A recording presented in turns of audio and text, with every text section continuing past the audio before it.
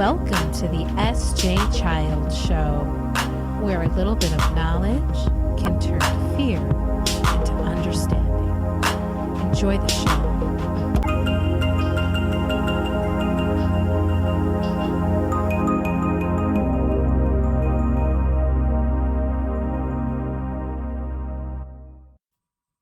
Hi, and thanks so much for joining the SJ Child Show.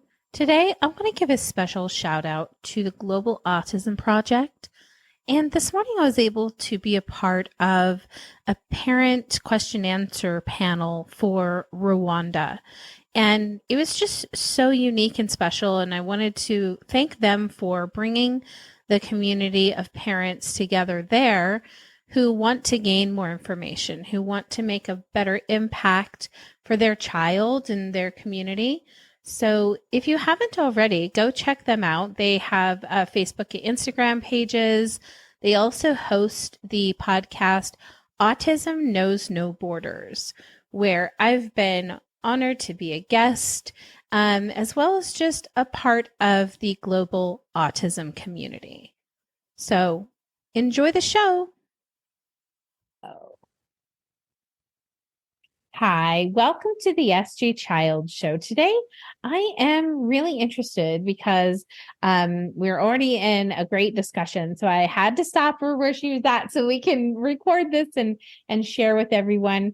What a valuable discussion today. I hope that listeners really have a wonderful takeaway and can find the resources you need and work best for your family. And that is oftentimes through trying lots of different things, especially from our families that are on the neurodiverse journey. Today, I'm really excited to have Danielle here. Thank you for being here today. Thank you for inviting me. Yeah, it's going to be a great conversation. And like I said, it's just very laid back and organic and just a place to share, your story and your journey and help others along the way that can take some of the information that might resonate with them. They feel like they're not alone in their journey. And it's such a beautiful community to be a part of and to bring the information for that reason. Tell us a little bit about yourself and what brought you here today. Okay, well, my son was diagnosed with autism in 2001, shortly after, just before he turned 6. And the first person I called when he was diagnosed was the lady who founded the local Autism Society chapter. And she told me about, the things that kids get and how that's related to autism. And I was just kind of floored because I had never heard that before. This was back in 2001. So brand new information to me. And I had been one of those parents who was all pro for those things. And I took my son to get them, every one of them that was available early before they were even due. And he was an incredibly sick child. And here comes my 5-year-old. Oh, children are always welcome. Hi.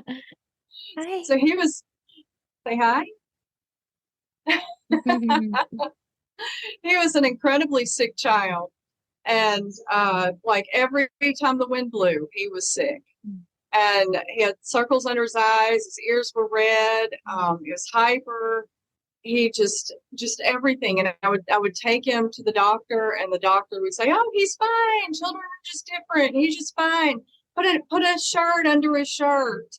Maybe he's cold." And when he started walking, he toe walked. When he was crawling, he was scooting his face on the carpet.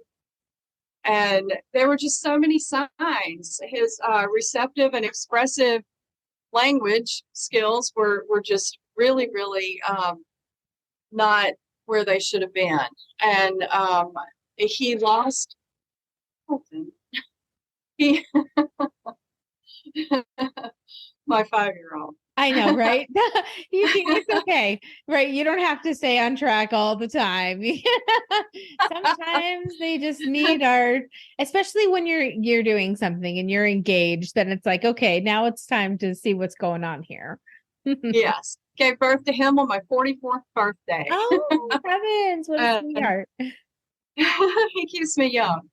Um, but okay, so there were all sorts of signs that there was something going on diagnostically with my firstborn, but I had no clue. I was a psychology student, so you'd think that I would have all the signs, but no. All I knew about autism, like for real, was that, and of course this is not true, but all I knew was that they rocked back and forth and they didn't talk and they banged their heads in the walls. That's all I remember learning. Yeah. And I remember being pregnant with him and thinking, oh my goodness, my two biggest fears, having twins, having one with autism.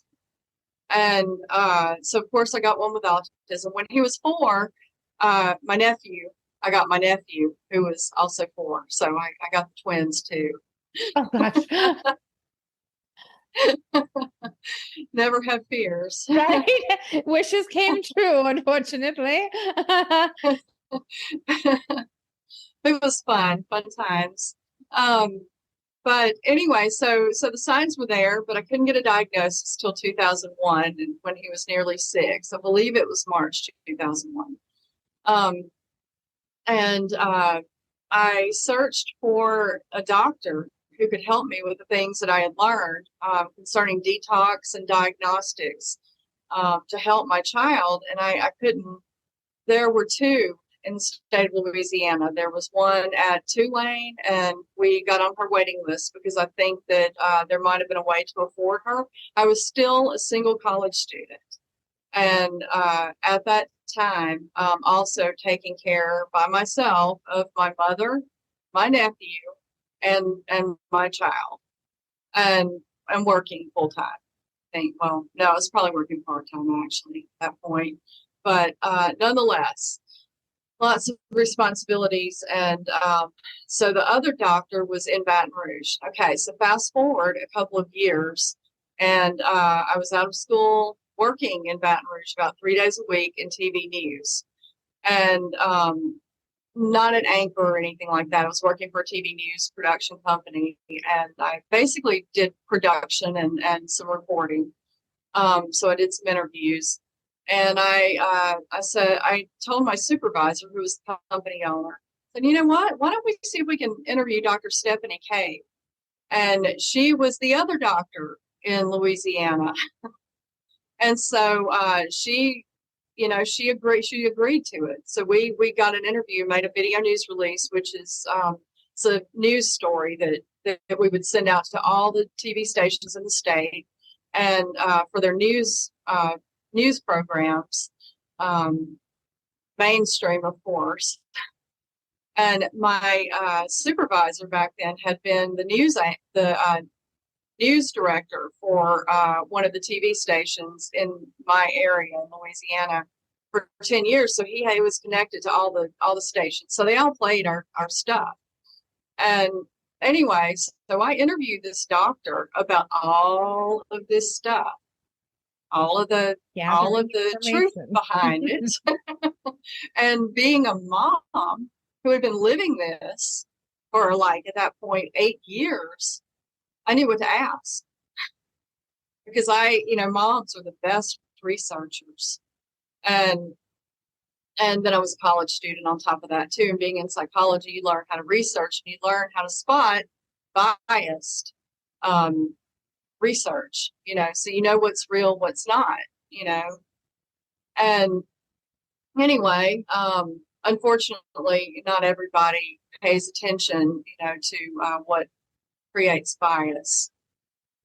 But so we got that interview, got it on, and it aired all over the state of Louisiana. And that was in July, maybe, of 2003.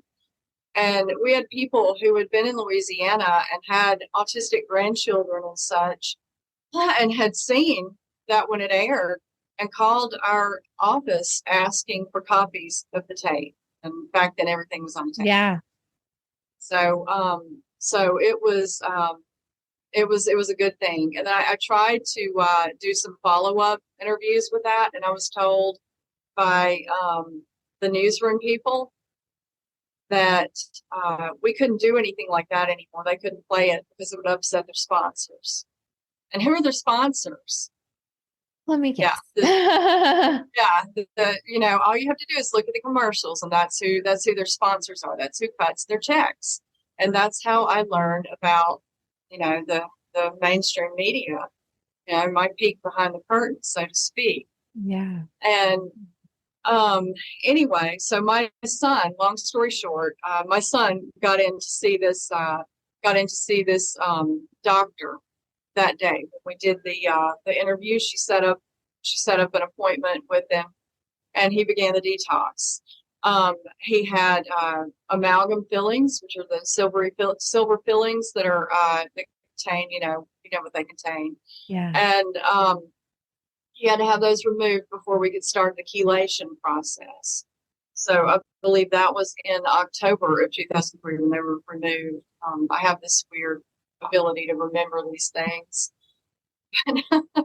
But so other than that, we began the other things prior to while we were waiting to get those removed.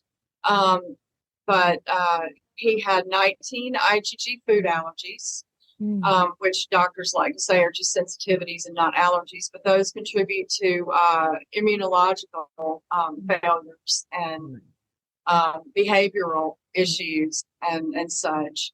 And it's not pretty. And he had 19, and most of them were to the most common foods, that are in everything. And then he had leaky gut syndrome. He had double allele MTHFR mutation, so did not produce glutathione at all. So everything he came into contact with, he held on to as far as toxins. And he had a belly full of yeast, candida, and I imagine it like a little ball that was like in his gut.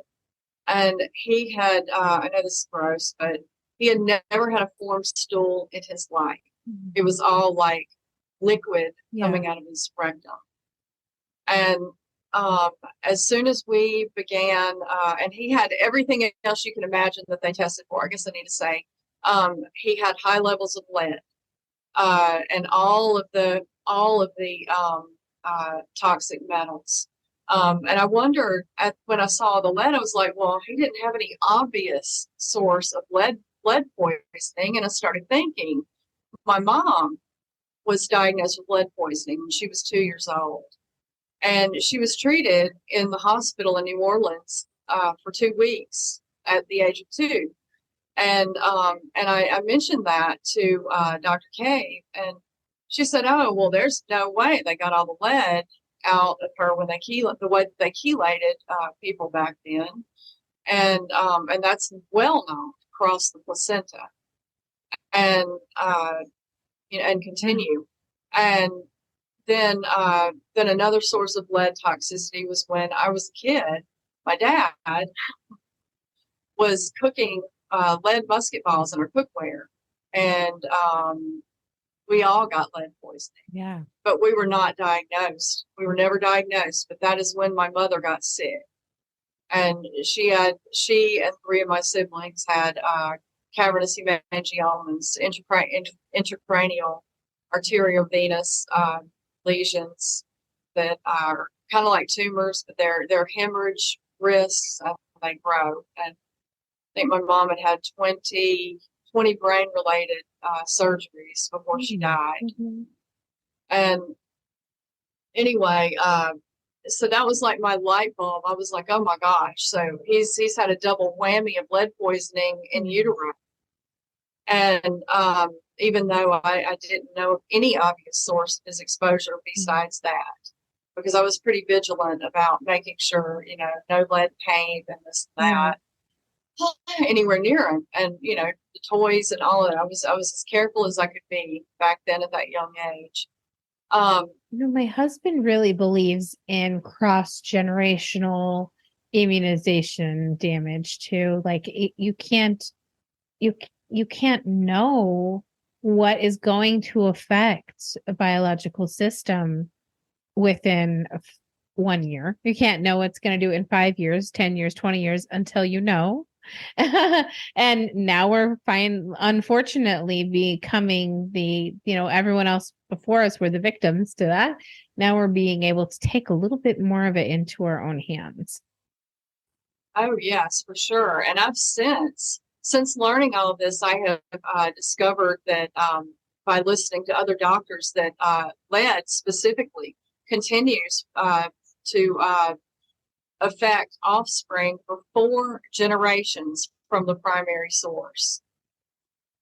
So unless it's chelated, of course. Yeah. I mean, just in utero. I don't know if it's carried in the sperm, but I mean, I suppose it could be.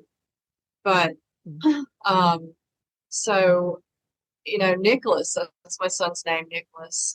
He was treated for all of these things. I think it took somewhere between 2 and 4 years to chelate all the lead out of him before, and because we were doing it under a doctor's care with certain supplements, and everything. I think it took between 2 and 4 years to chelate all the lead, and I think he was tested every 2.5 to 3 months, maybe, to see what was still coming out. And after he finished chelating all the lead, the mercury began to come out, and it was all the way across the page on the graph, and the lab,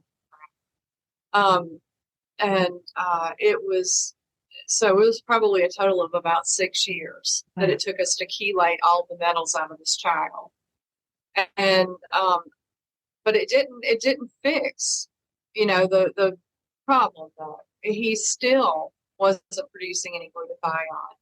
And I was not. I mean, we moved to Texas in the 9th grade because he wasn't. The school in Louisiana was not teaching him to read, and he's a lot smarter than that. Yeah, that child. Well, he's not a child anymore, but the the WISC 4, when he was, I think, 12. He was playing with block designs at a psychologist's office. The psychologist said, "Well, let's see what he can do." And he got out the patterns for the block designs subtest, the WISC 4, and Nicholas went through every pattern like it was nothing. And the psychologist was like, "Oh my gosh." And he said, "Well, let's see what he can do with the weights." That's the Wexler Adult Intelligence Scale. And Nicholas went through every one of them. He struggled on the last 2 and then got them. Every one of them.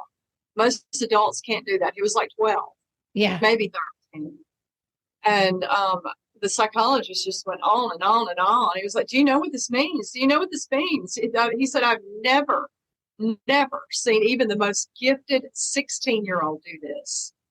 And they were in Louisiana treating this child like he was retarded. Mm-hmm.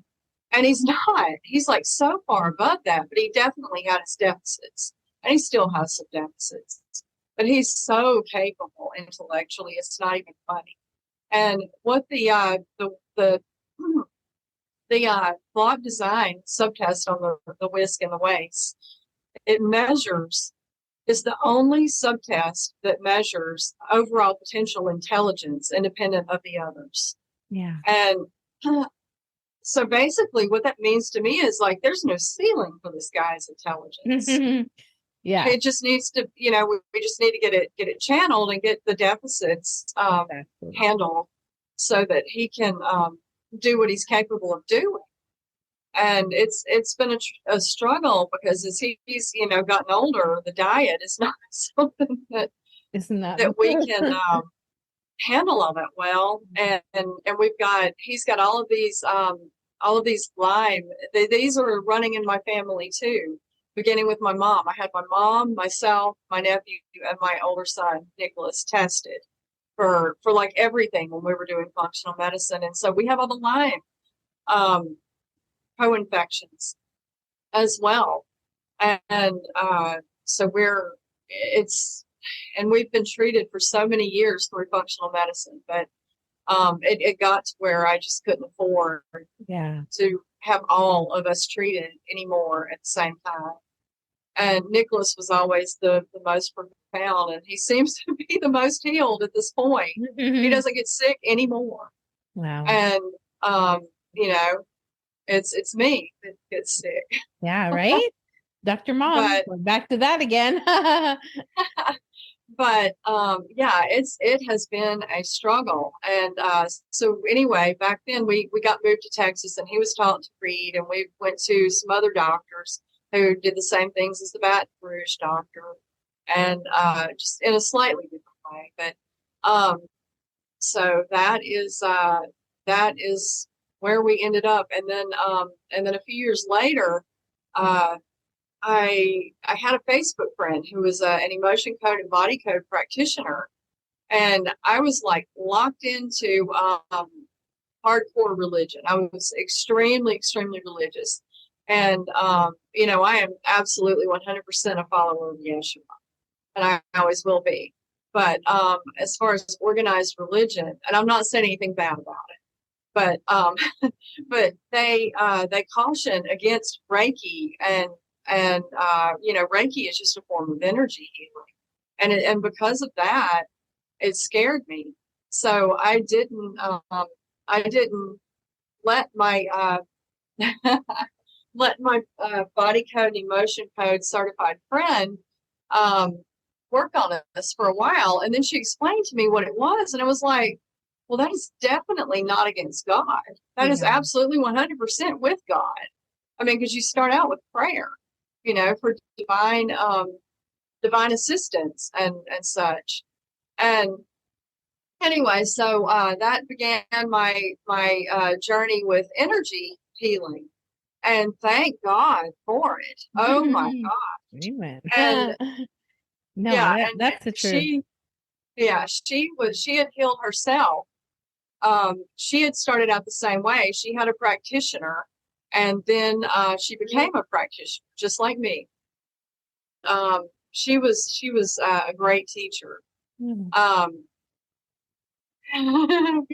I also am a former massage therapist, so I completely understand that journey, and the same way. It healed me in a totally different way than I expected it would, but it was most definitely an amazing experience. And then when I was able to bring that into my journey with autism and, soothing my children and all of that, oh my gosh, it really comes into play when you can understand how to help calm the body down.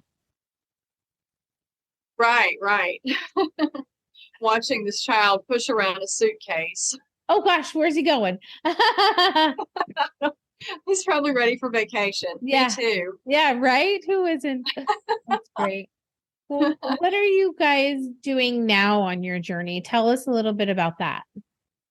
Okay, now we are so we're doing a lot of emotion code and body code, and what I call quantum, because I do intuitive clearings as well. I mean, I can do an entire clearing intuitively without even using emotion code and body code. But I like the emotion code and body code system, and I'm not body code certified. So even when I work on someone, I don't ever charge for body code. I just charge for the emotion code and the quantum, and kind of like charging for my time. Yeah. But I do use the body code system. Just don't charge. And I keep my prices low to help people and split it up so that there are other options. But so we do that a lot. Because when I first started learning just emotion code, my son Nicholas had this annoying problem where he would just drop down and stretch like in the middle of the walkway, in the middle of a sidewalk, in the middle of town. Yeah. And he was splitting all of his pants open. And because he was stretching, I was like, well, this must be pain at the base of this. And so I did an emotion code session for chronic pain, and it improved. I did a second emotion code session for chronic pain a few days later, and the behavior never returned. Wow. Oh, yeah. And that's just emotion code. That's not even body code or any of the quantum or anything. This is at the point where I was first learning. He was one of my first patients. And and anyway, so I was like, holy moly, what is going on here? And so I continued, and I found that I could do amazing things even with just emotion code. And then I learned more, and I kept learning, and I kept learning, and I'm still learning. I'm never going to stop learning. Yeah. And eventually I'm going to be doing regression hypnotherapy. That's probably one of the next things I want to learn. But I've got like 5 million things I want to learn. And so we're doing that, and that is extremely helpful. And like at home, I have a Rife machine, and it has cold laser. It's a spooky 2 system. And so it has cold laser, it has Rife frequencies, and we do some of this. And then in addition to that, we use, don't crash, we use root wellness supplements. And what's so fantastic about those is that they were created by a savant who is a nano biotechnologist. I believe that. And she has like all of these PhDs. I think she's working on an MD now. And she is like so over the top brilliant. Wow. And she's formulated these supplements to synergistically act in the body to do all of these wonderful things. And so we were spending, when I first started with my son and until we started these products, when I had him like on the whole system that he was on, we were spending between $1,000 and $1,200 a month, every single month, on his care, his testing, and his supplements every month. And these, it's just like the main supplement system that does most of the detox, well, all of the detox work. I think you can, it's like 3 things. It probably costs us, Colton, $300 about Huge savings per month. And you do not, I mean, it might be a little bit over that to make sure that you have enough to last a month. It might be just a little bit over that, but not much, not anywhere close to what we were spending. Be careful. Okay, be careful. And they do so, I mean, they're so superior to what we were doing. And I am certain that if we had been on these like earlier, not only would it not have cost so much, I could have detoxed myself at the same time. right? And my son would have been detoxed so much faster. It would have been so much more complete. It would have been so much easier. But they weren't available. I mean, I jumped on the wagon for these as soon as I discovered them. And you have to have, they've set it up because they want to benefit everybody who uses them, because the husband of Dr. Rom, his name is Clayton Thomas, he is actually a humanitarian. Like, he has a humanitarian. So they were trying to decide what they could do to help humanity. That's why they created these. Okay. And so the system that he has for these supplements is you buy them, and you create your account and you buy them for yourself, and you get a referral link. And anyone who wants to buy them has to have a referral link. So everybody who, all right, stop. Everybody who purchases these products helps somebody else. Yeah. With kind of like a business model, and it's just fantastic. I love that. And I haven't like been trying to sell them or anything, but I mean, I probably should, because I mean, they're just above the bar. I mean, I don't know of anything else, but I'll show you what we do. So this is Zero In, and it addresses the gut brain connection and balances the serotonin and okay, so anyone who might be taking or thinking of taking like an SSRI, that is like so far superior. It's like a limitless pill. Like I had severe ADHD, and I've basically healed it with emotion code, body, all right, and with these supplements. Period. Because even after going to all these functional medicine doctors, I still had severe ADHD. And I didn't even get diagnosed until after college when we moved to Texas, because nobody gets diagnosed with anything they really have out in Louisiana. There's no help here. Yeah. But anyway, so yeah, these are just fantastic. My son, I'll tell you about the other ones. So this is Give Me Back My Youth. And it can be used, you can put like some of this in face creams. Like I make a face cream and I put some of this and some of the other products in it.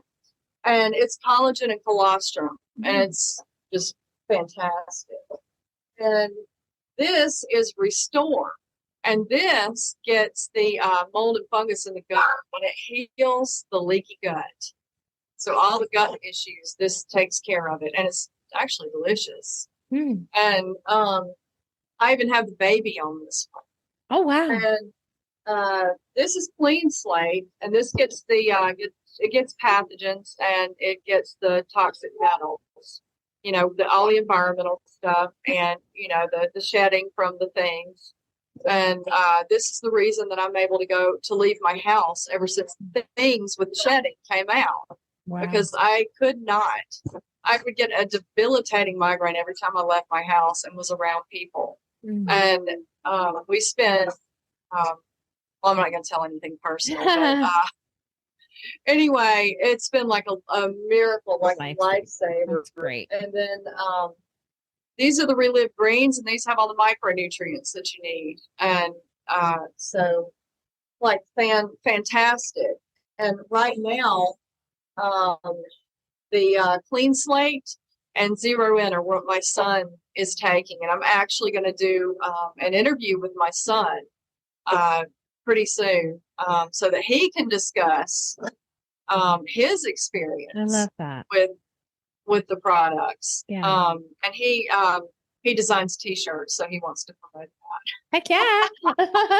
Well, that sounds fantastic. I love that idea. And he should talk about it. That gives him a really great platform to talk about living experience, because getting that value from other people's living experience is so important.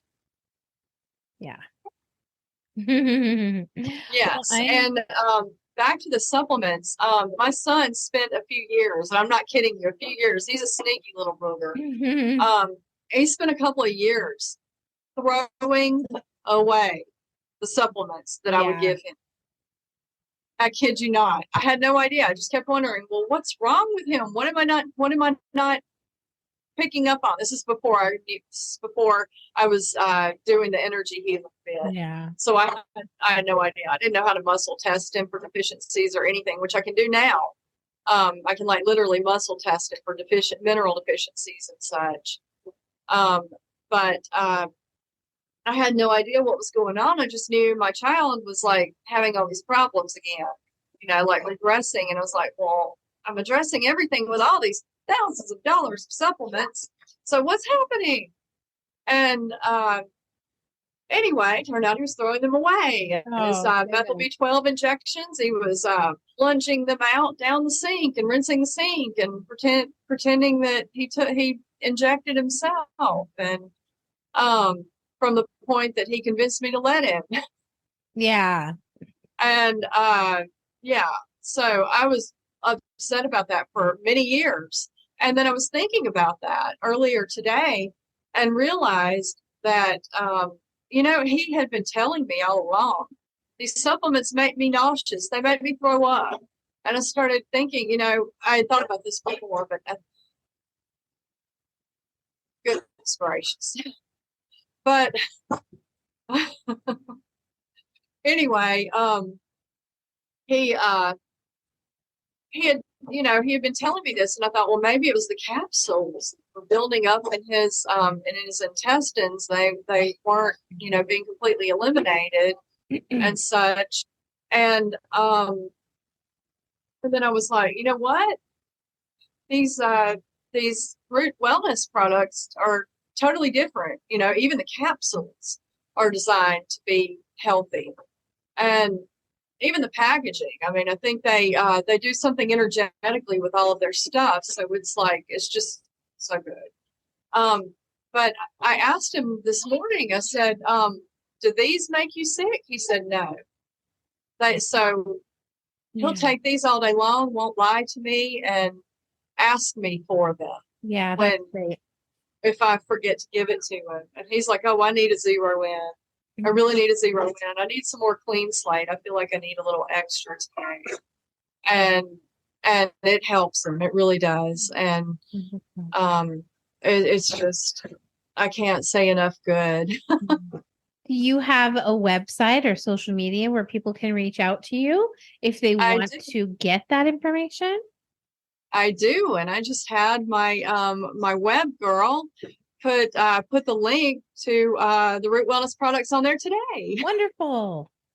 So it's PepperMD, like medical doctor, but it actually stands for Mary Danielle Wellness. So PepperMDWellness.com. Wonderful. And go ahead. Well, the supplements, I haven't looked at my website because I've been kind of busy today, trying to get myself camera ready. Because I usually look like a Sasquatch. Bless your heart. I had to borrow my husband's shirt. Just like, what do I wear? Oh, that's funny. No, but you did a great job. Oh my gosh. Well, thanks. And anyway, so I haven't looked at it yet, but I think she said that it was going to be under the what is offered tab on the website. So it's on there. Well, wonderful. I'm definitely going to go check that out. And like you said, if you need a referral to go check out the root supplements, please use the website to go check that out. And yeah, thank you for sharing your journey and your story. And thank you to your son who is going to be sharing his story more, it sounds, in coming in the future. So that's fantastic. You are so welcome. Thank you for giving me the time. I love that. And if he wants to come on and talk about his story on the show, he has an invitation to do so as well when he's ready. Amazing. I'm sure he'll probably enjoy that. I would love to have him on and to, like you said, understand what was going on in his mind and like in his experience and memory of it all too, and how it helped him. So that'd be fascinating to talk about. Awesome. I think so too. Yeah. And I like that you're going to do that. I hope to one day be able to interview my son that way too. He's 13 and he's still semi-verbal. We have thought about metal chelation. So now I'm going to think about it more. Now that we've had this discussion, it's like, okay, I remember having these talks with my husband before. Now we can talk about these, some of these things. So this would be great episode for him. Right. And if you, so the clean slate is like a super gentle way to do that. And I know that, our kiddos with autism often have like the sensory issues with, texture and taste and everything. And I had quite a few autistic traits up until I started working on them. Yeah. And I was certainly diagnosable when I was a kid and even as a young adult. it's taken me a long time to get to where I can sit here and talk to you like this. Yeah. But yeah, so what I do with the with my baby, I mean he's not a baby, he's 5, but is I put Restore, which tastes really good, on a big spoon, and then I put Clean Slate, 10 drops because he's only 5, in the center of the Restore, because the Clean Slate's a little bit sour. Okay. Um, and I call it eyeball medicine to make it fun. Mm, And and he takes that and he likes it. that's And great. so it's an idea. Yeah. No, thank you so much. I always need good ideas for those types of things. So, well, I really appreciated your time today. Thank you so much. And I look forward to staying in touch so that we can bounce back some different ideas and information with one another. So, thank you so, so much. Yes, absolutely. And you are so welcome.